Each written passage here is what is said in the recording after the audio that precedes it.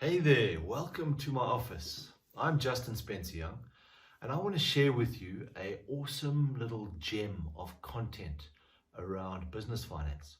So maybe you feel like you are lacking in your financial capabilities. Maybe it's holding you back at work or in your career. I want to give you something that I think you're going to find really useful. By the way, my business is fastforwardbusiness.net. You can head on over there and have a look at some of my finance content.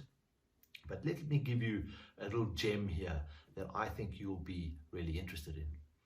So I often find with non-accountants, those of us who haven't had accounting training over many years, is that the balance sheet seems to be the source of some pain, if you want, in understanding this thing and what do all these numbers mean.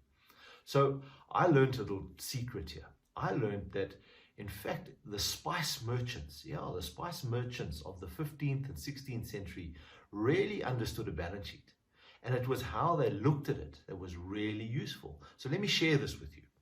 So imagine this, you are a ship owner, you're a spice merchant, and your job is to trade spices across the globe in your ship.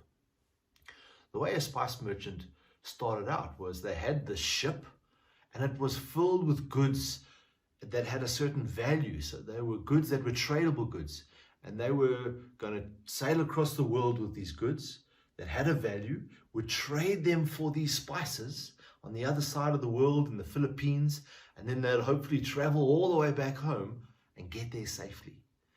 And what they had was they had a ship and its value at the beginning, and a ship with new goods and content, spices at the end, and really they were hoping that the value of the goods on the ship had gone up. In other words, they had traded the existing goods for more valuable goods, and the difference in the value was in fact the profit. So back then there wasn't a thing called an income statement that measured the profit. It was really just the value of your goods before and after the trade that was the benefit to the owner of the ship.